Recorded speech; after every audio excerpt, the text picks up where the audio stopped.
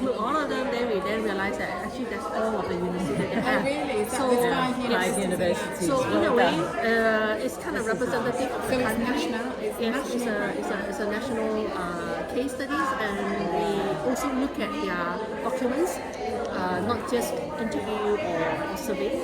And this is ongoing. I tell them that please continue because we need rich data to build a very strong case of the country. So pretty much the key findings as of this stage, because again data collection is ongoing, data analysis is still ongoing, but at this stage what I kind of like find it like very disturbing in terms of the key finding is, number one, the understanding of gender equality is very different from us. They don't feel comfortable to say that we need a gender equality issue. So when I ask them, do you think it's important to have gender equality in recruitment and promotions? No. Why should we? When you say gender equality in promotion, are you trying to say that we women is going to be favored? Are you saying that that means men is going to be discriminated? So they have this quite negative perceptions about gender equality, but then when you look at the data, it's true that men occupy all of the top positions.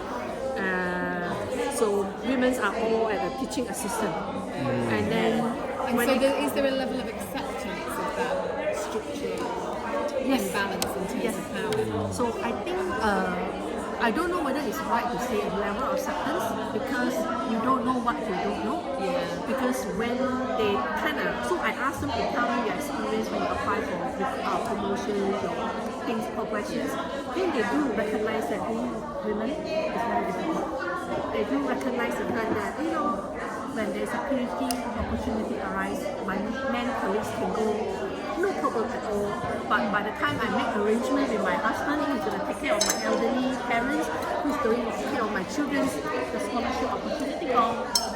So it's true that this is a difficulty, but I think they are not being exposed enough to recognize that this is a problem. They just accept that this is like this. Everybody go through this like this. Yeah. So probably maybe a bit of low sense of entitlement is potentially one of the issues.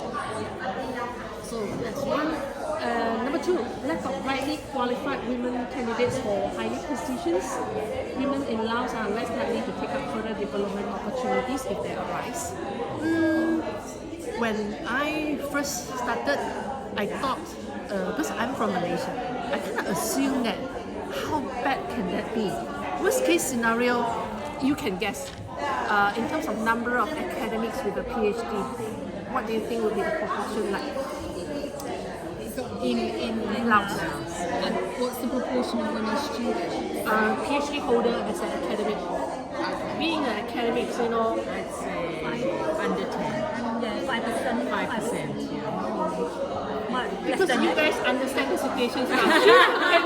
You work on the projects before. I thought it's worst case scenario 50-50 now. 50% has a PhD, 50% don't have. It's much less. Your figures is very similar, very close. So very few of them have PhD, men and women. But then when you look at it more carefully, the one with the PhD, majority are men.